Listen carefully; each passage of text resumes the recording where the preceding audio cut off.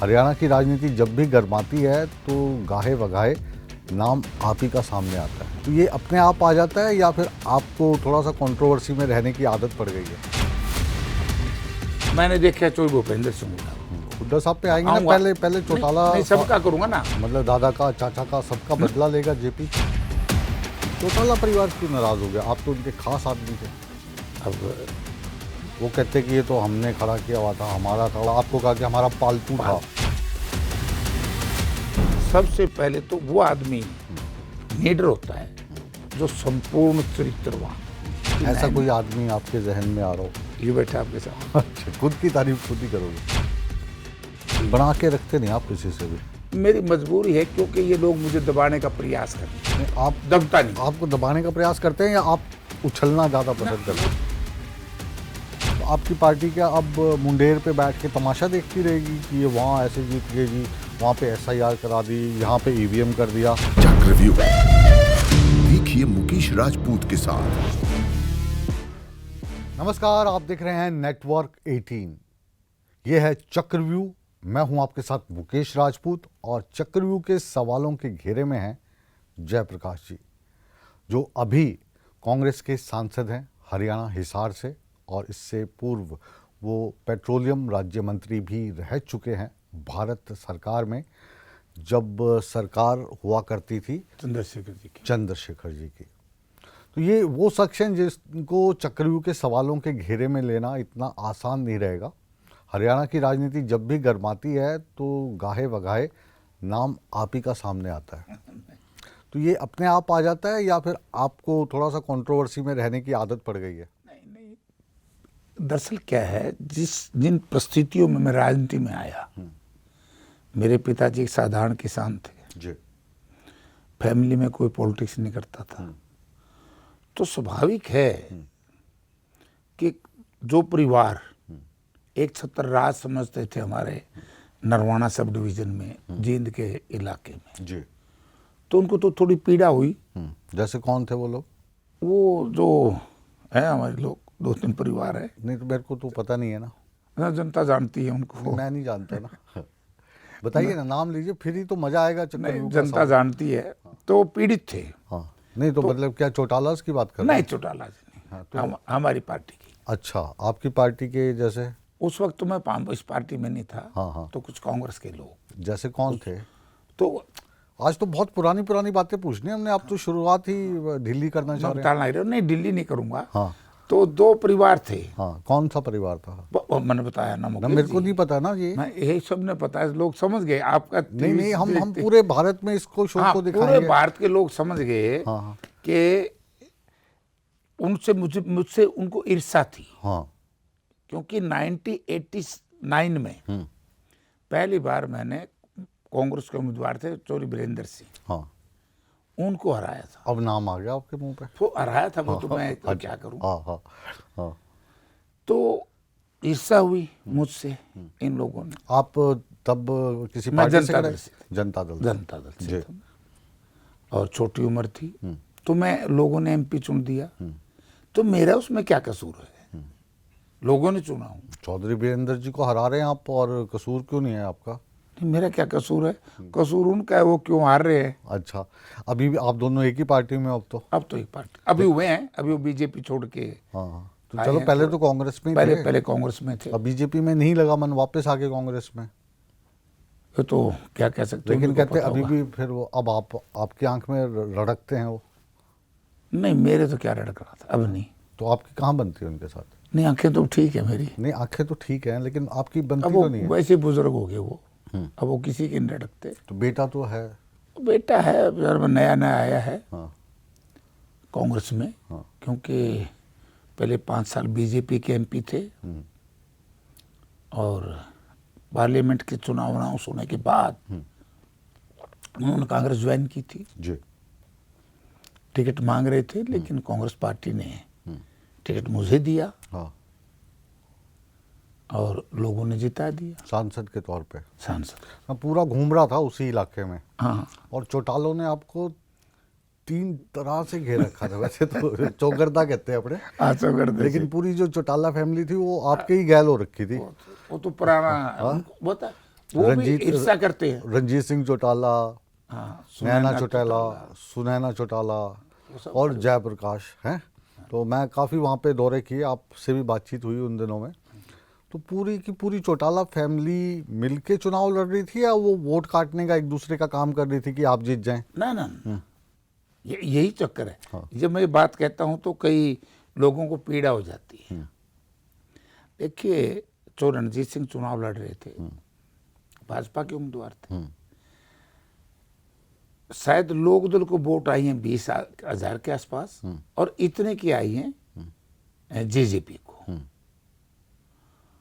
अब आप देखिए, अगर लोकदल की 9 असेंबली में 20,000 वोट है, तो फिर वो पार्टी कैसे चलेगी? या जेजेपी के लगभग 20,000 वोटों में पार्टी कैसे चलेंगी? मैं नहीं समझता, जो मेरी अपनी सोच है। लेकिन उसमें लोगों को ना आपने गुमराह किया। क्या? आपने लोगों को गुमराह किया कि मैं भी तो कहते चौधरी देवीलाल का ही आदमी हूँ, मैं भी उन्हीं का शिष्य हूँ।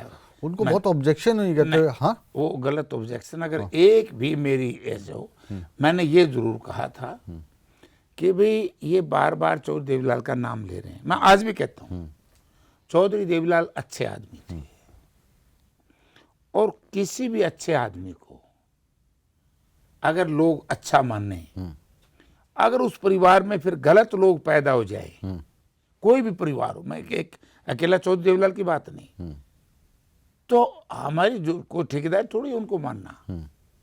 मैं हमेशा कहता हूं कि भाई जैसे जयप्रकाश राजनीति करता है, हम अपने मेहनत के, अपने नाम की, अपनी पार्टी की वोट मांगते हैं जी। तो मैंने देखा चौधरी भूपेंद्र सिंह हुड्डा को, वो कहते हुए मैंने 10 साल राज किया। भटको नहीं आएंगे, हुड्डा साहब पे आएंगे ना, आऊंगा। पहले चौटाला नहीं, सबका करूंगा ना। हाँ। तो अपने नाम से वोट मांग। मतलब दादा का, चाचा का, सबका बदला लेगा जेपी। हाँ, और हाँ। जैसे अभी वीरेंद्र सिंह हैं, ये सर छोटू राम जी तो बहुत बड़े, ये नवासे हैं। हाँ उनके लोग, हाँ? हाँ जी, उनके देवते हैं। हाँ, वही, देवते, हाँ, नवासे एक जो, वही हाँ, नवासे। हाँ, हाँ। तो छोटू राम जी बहुत बड़े आदमी थे, महान आदमी थे। अब ऐसे चौधरी देवीलाल महान आदमी थे।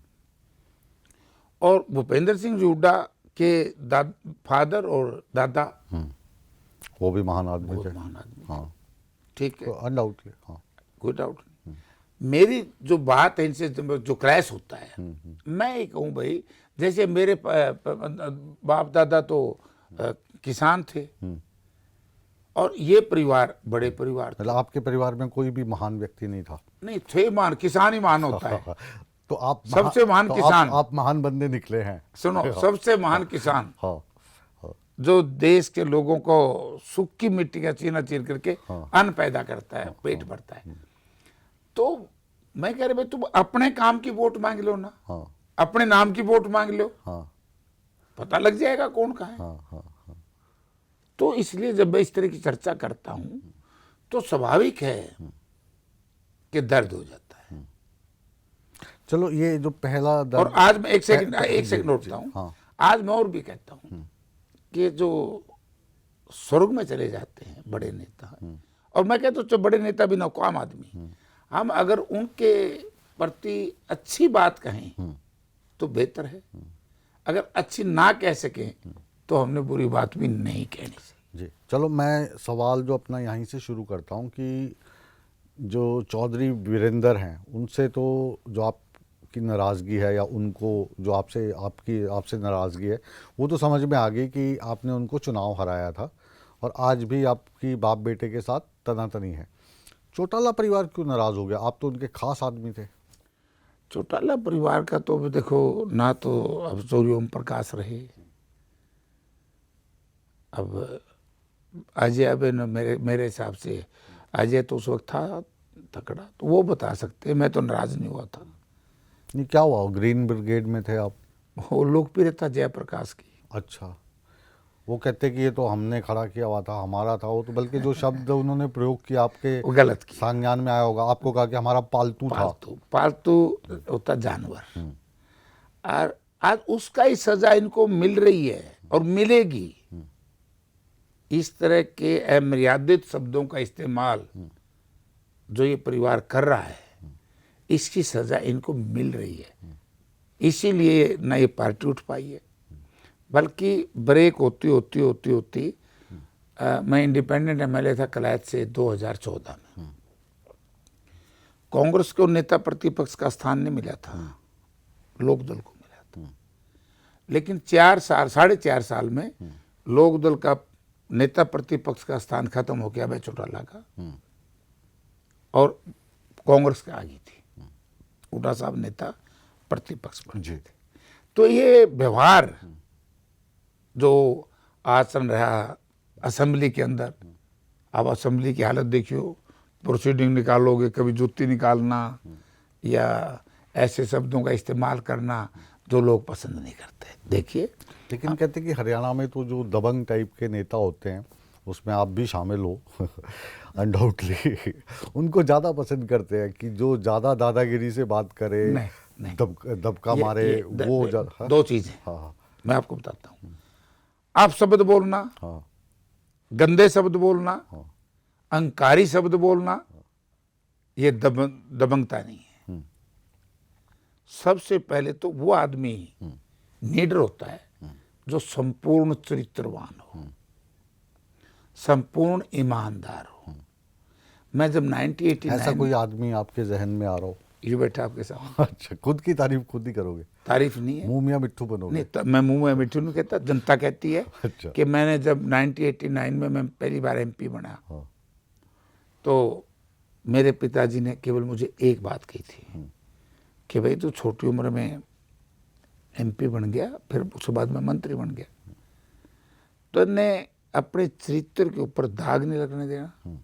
और दो दाग बड़े खतरनाक हैं, एक भ्रष्टाचारिता का जो आज नेताओं पर लग रहे हैं, एक चरित्रहीनता का।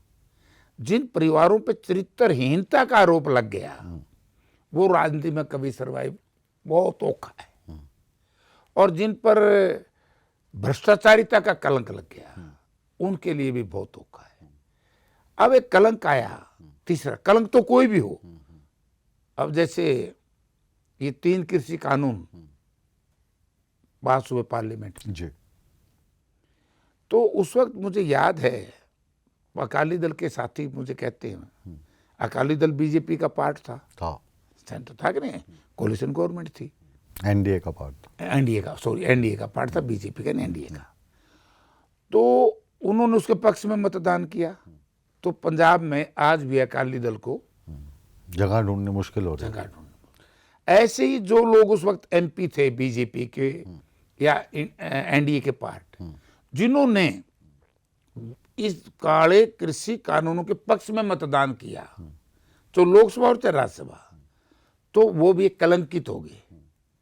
तो ये राजनीति में इस तरह के कलंक जिन पे लग जाते हैं वो कभी सर्वाइवल नहीं कर सकते। एक ऐसा ही वाक्य अगर आपको याद हो, क्योंकि उस वाक्य में आप हीरो थे, जब यहाँ पे राज्यसभा का चुनाव हो रहा था और सुभाष चंद्रा जी यहाँ पर गिनती में उनके पास वोट नहीं थे कि वो जीतते, लेकिन वो वोट ऐसे मैनेज हुए कि पेन बदल दिया, शाही बदल दी।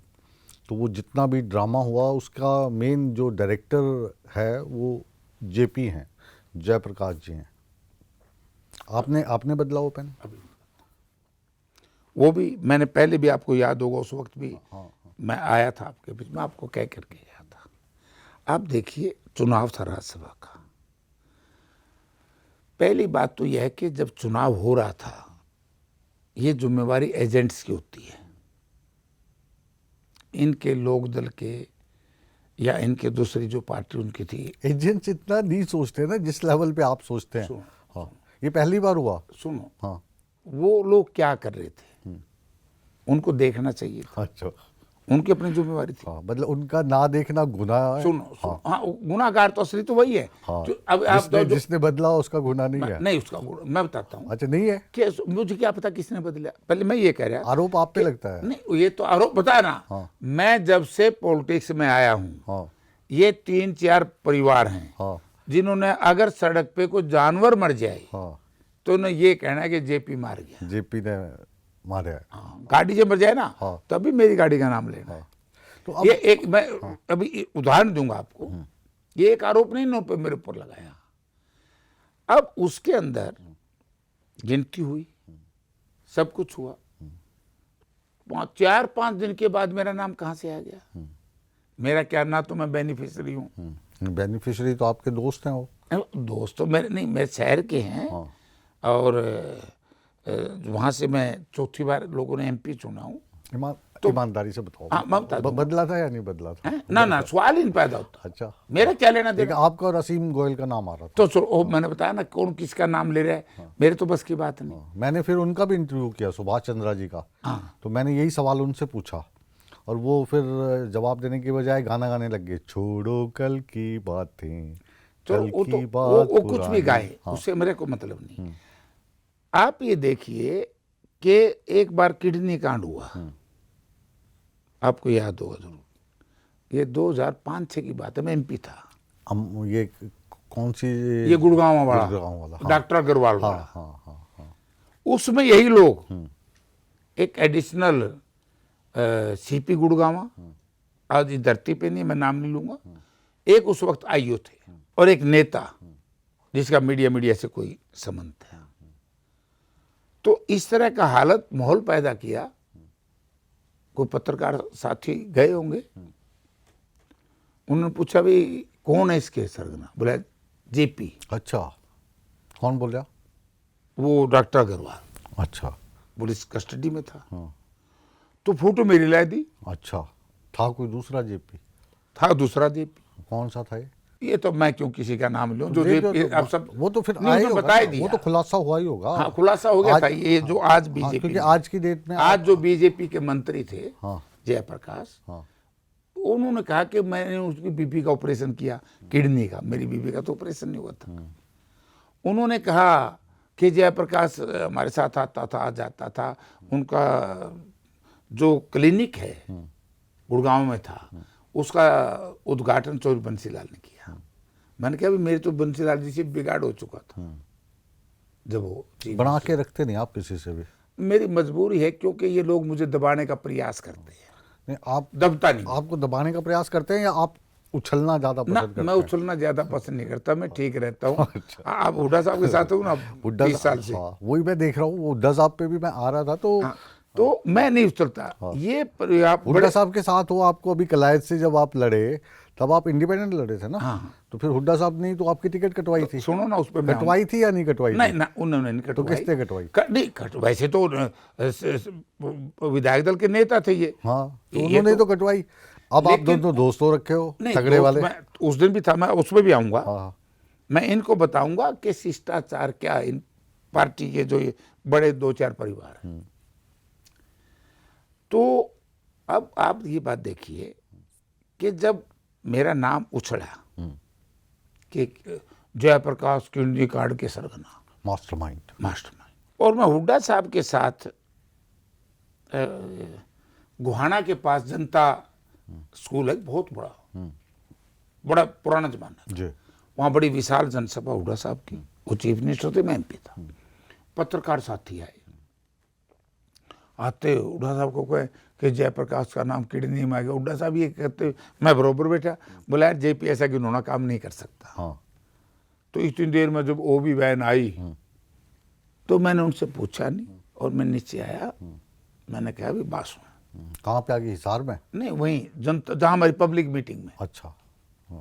वहीं आ गई। हाँ, बड़ा भारी इशू उठा देश हाँ, में, बहुत हेडलाइंस रही। हेडलाइंस रही। हाँ, और हेडलाइन करवाने वाले यही परिवार थे। अच्छा, फिर एक बार परिवार का नाम ले दो। ये 2-3 परिवार ना, अभी मैं अब नाम लेने से मैं कब अच्छा से नहीं बैठे? समझता अपनी जबान पे इस तरह के नाम लेना। अब नहीं है ना हमारी यादाश्त आपके जितनी। मैं कह रहे मैं अच्छा नहीं समझता ऐसे, मैं भी ये नहीं समझता। ये वाली बात तो आपके मुंह से जमती नहीं है। ना, मैं अच्छा नहीं समझता कि ऐसे मेरे मुंह से उन परिवारों का नाम आए जिन्होंने मेरा राजनीतिक चरित्र हनन करने का काम किया। कोशिश किया, कर दिया?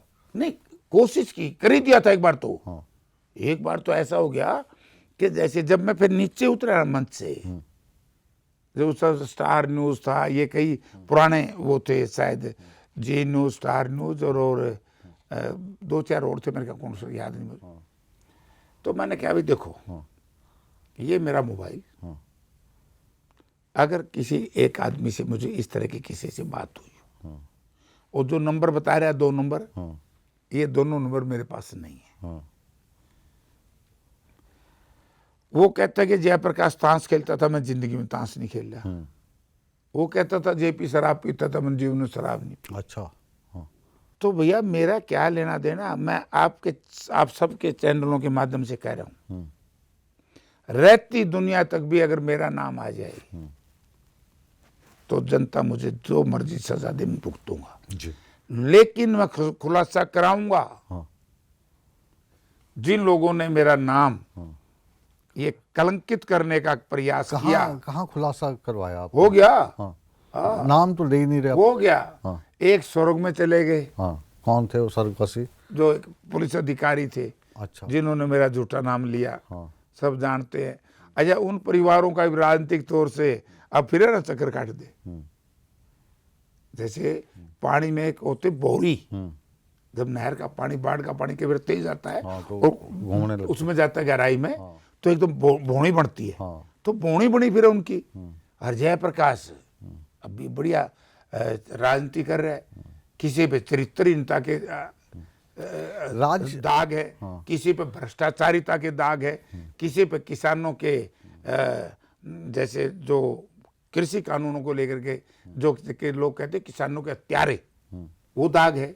जयप्रकाश पे तो कोई दाग नहीं। अभी आप कांग्रेस के एमपी हो, हरियाणा से आप जीत के आए हो, और पूरा जो चौटाला फैमिलीज थी उनके सभी मुख्य सदस्य उसमें थे, इंक्लूडिंग रंजीत चौटाला। रंजीत चौटाला जी को मैंने उन दिनों इंटरव्यू किया, आपका जिक्र होना था क्योंकि आप उनके काउंटर पार्ट थे। तो कहते नहीं जी वो तो हमारा नाम जो है गलत इस्तेमाल कर रहे हैं, वो तो ग्रीन ब्रिगेड वाला जो समय था तो उन्होंने धोखा दिया था हमें, इन शब्दों का। एक मैं बता दूं, हाँ। जिसने मेरे ध्यान में नहीं, चुनाव में चीजें ध्यान में भी नहीं रहती कौन क्या कहता है, लेकिन मैं ये कह सकता हूं जो ग्रीन ब्रिगेड का गठन हुआ उसमें इस परिवार का कोई लेना देना नहीं था। मुझे और मेरे साथ 200 के करीब नौजवान, हम इलाहाबाद में गए थे, वीपी सिंह जी का चुनाव था, फूलपुर वाला बाई इलेक्शन हुआ था। जब शायद ये जो ये सिनेमा में है ना, इस्तीफा दिया था, मुझे ध्यान में नहीं। हाँ। हाँ।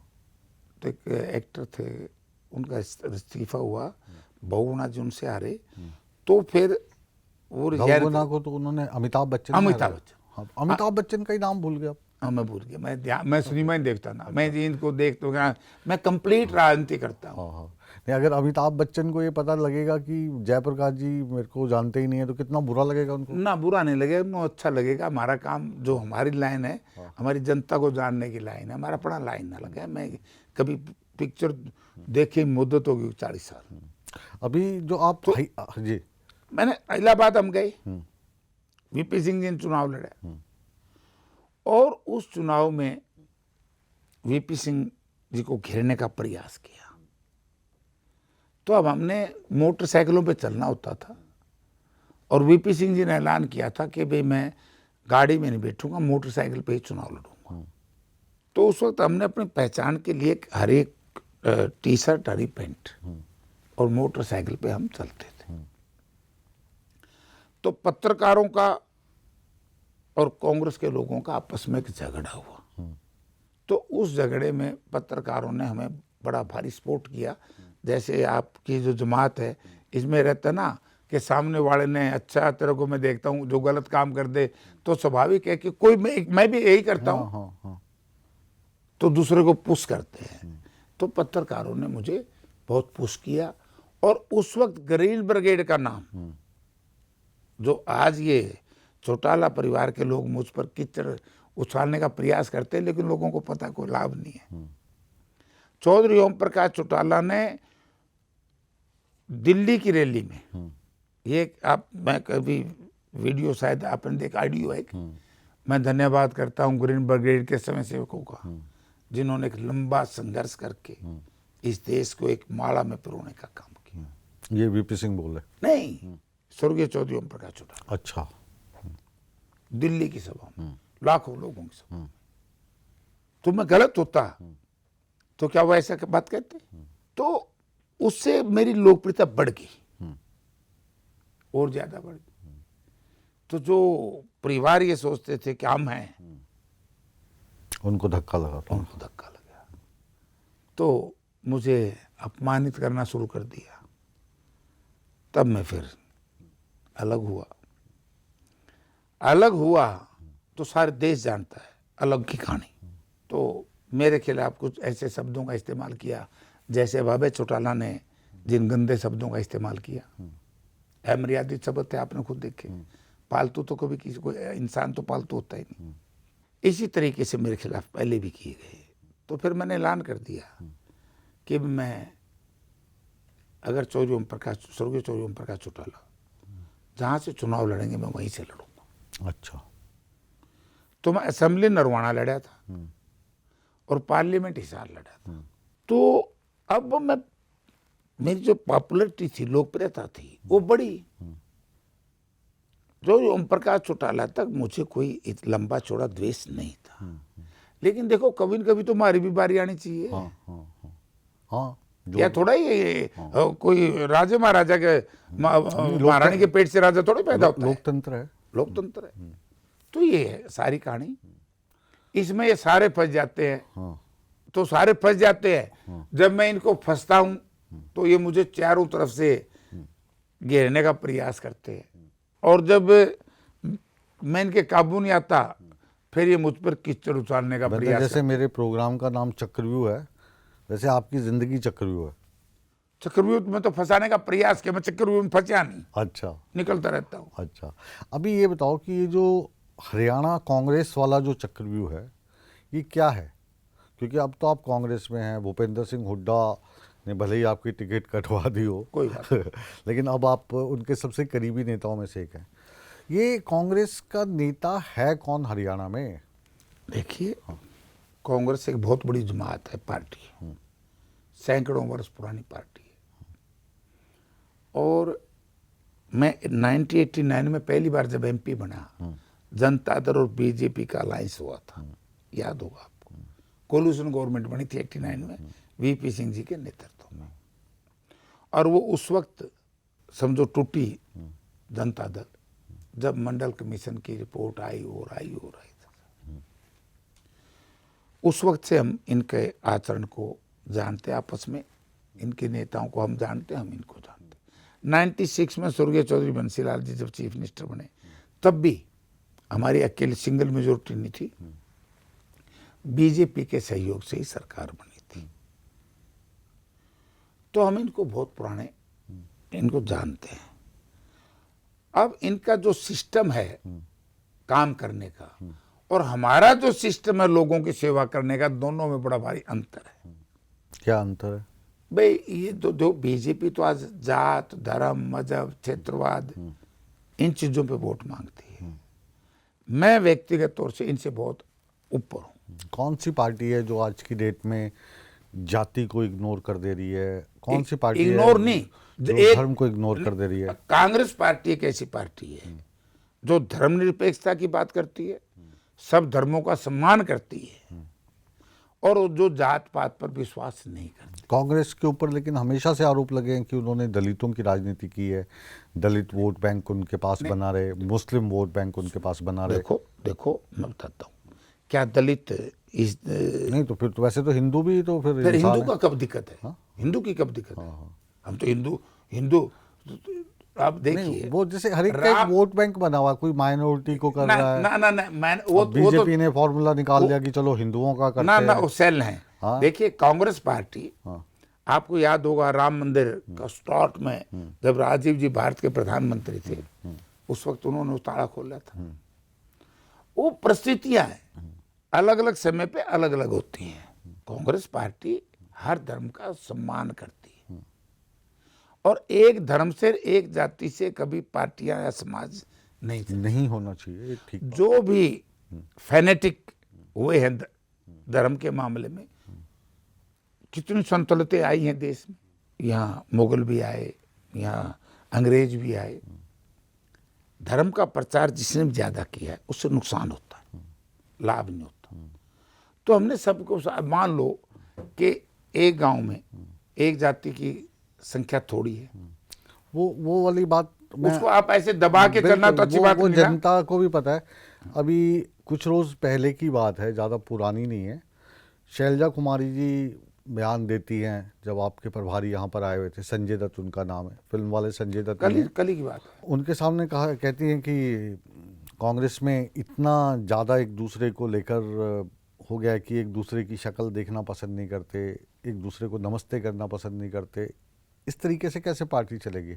भूपेंद्र सिंह हुड्डा कहते हैं रणदीप सुरजेवाला जी को कि अगर ये मेरा साथ दे दे तो मैं तो धमाका कर दूं। फिर वहाँ से उनका जवाब आता है कि मैं तो 20 साल से आपके साथ ही हूँ, आप मेरा थोड़ा साथ दे दो।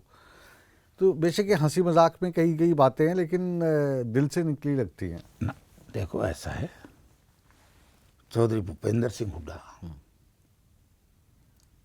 बहुत बड़े नेता हैं और उनको आपको भी देखा होगा, उनका जो 10 साल उन्होंने जो काम किया हरियाणा में, हर दृष्टि से, सामाजिक दृष्टि से, राजनीतिक दृष्टि से, आर्थिक दृष्टि से हरियाणा को कितना मजबूत बनाया। सामाजिक दृष्टि से हमारा जो सामाजिक ताना बाना, किस तरीके से कितनी बार इस ताने बाने को तोड़ने का प्रयास किया, लेकिन फिर भी इसको बचाया।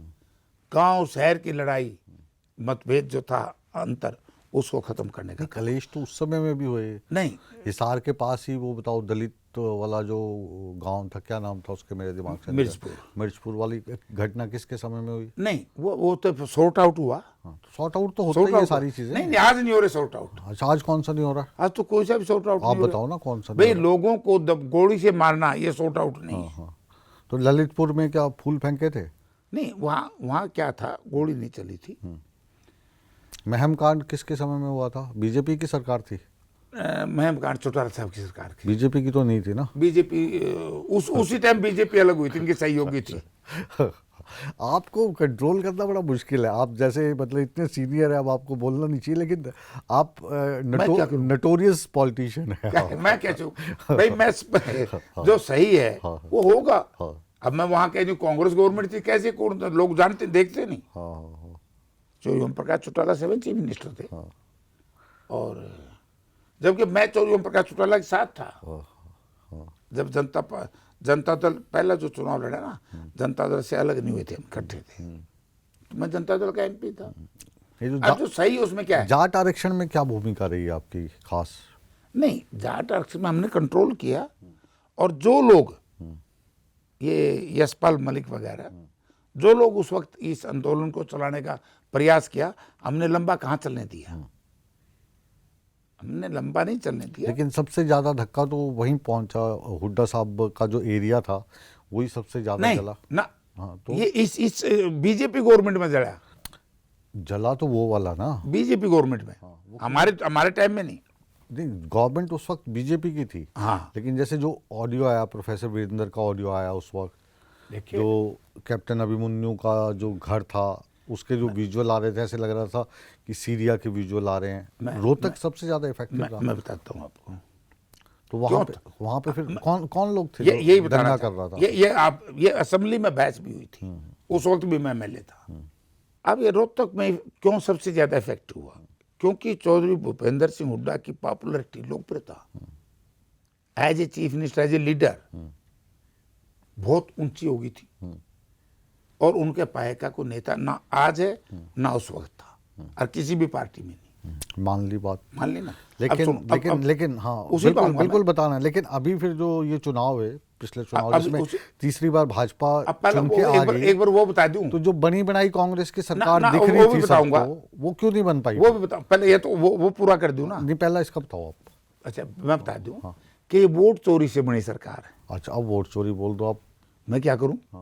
मैं क्या करूं? ओवर कॉन्फिडेंस जो रहा, माननीय राहुल गांधी जी ने प्रेस कॉन्फ्रेंस करके डिटेल से बताया, और उन्होंने ये कहा कि भाई चुनाव आयोग को मेरी खुली छूट है, अगर ये इसमें कोई गलत हो। चुनाव आयोग ने डॉक्यूमेंट मांगा गया ना, कहते डॉक्यूमेंट नहीं दूंगा, वो जो प्रेस कॉन्फ्रेंस दिखाई थी बस वो हो गया। नहीं, अपनी वेबसाइट पे सब कुछ बंद कर दिया था। हरियाणा का सब कुछ दिखाना चुनाव आयोग ने बंद कर दिया था, और मान लिया, जनता जानती है कि देखो नमूना क्या होता है, अगर नमूना लेते हैं बेल्ट पेपर बेल्ट का, सुबह जब काउंटिंग चल रही थी, पोस्टल बेल्ट की काउंटिंग होती है, हर असेंबली की होती है वो अलग। हम 90 में से 70-75 के बीच में सीट जीते, और जब मशीन आई धीरे धीरे धीरे धीरे हमारा मार्जिन घटता गया। और आपको याद भी होगा कि लास्ट में जब हम बिल्कुल जबरदस्ती इन्होंने, अब एक बात देखो, जिस दिन चुनाव बंद हुआ उस दिन रात को पोल प्रतिशत, वोट प्रतिशत पोल हुए अलग, 2 दिन के बाद अलग, और 8 को शायद गिनती थी मेरा जहां तक ख्याल है, 8 से 7 को अलग, 7% वोट का फर्क। वो जो पोस्टल बैलेट आते हैं उनको नहीं जी नहीं, इसका पोस्टल बैलेट तो उस दिन तक आ लेते हैं। लेते हैं, तो ये जो फिर जो और ईवीएम वैसे, ये ईवीएम का तो 1 मिनट में हो जाता है, उसमें तो कैलकुलेशन में तो एक आध बार गलती हो, एरर आ जाता है, इसमें तो नहीं आता ना। ईवीएम जो है लंबी लाइनें लगी रहती है ना, तो जैसे 5 बजे का टाइम हो तो हर एक आदमी जो लाइन में उसको नहीं, वोट वो तो लास्ट में जब रिजल्ट कंपाइल करते हैं ना जी, तब अनाउंस होता है, जब सब मशीनें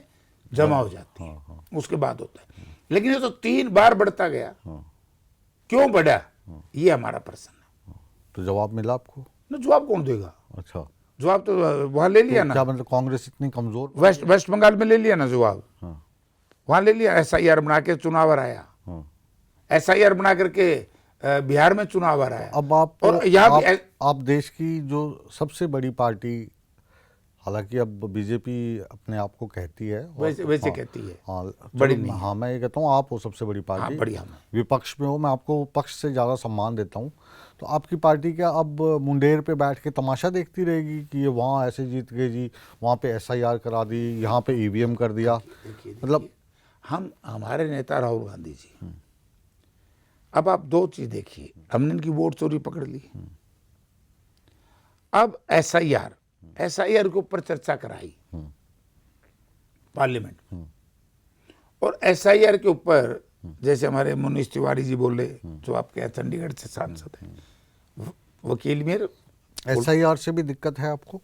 हाँ दिक्कत है। क्या दिक्कत है? दिक्कत SIR से ये है कि जब कोई कंप्लेंट नहीं है, शिकायत नहीं है किसी असेंबली की, कोई किसी को दिक्कत नहीं है, तो ये SIR फजूल की एक्सरसाइज क्यों हो रही है? ये वैसी एक्सरसाइज है जैसी डिमोनेटाइजेशन की हुई थी। क्या हो जाएगा इस एक्सरसाइज? डिमोनेटाइजेशन में क्या निकला? क्या कोई निकला है? नहीं, वो हमने कहाँ गया काला हमने धन? देखा हो जो धन है वो पाकिस्तान से बहुत सारे नोट आ गए थे यहाँ पे।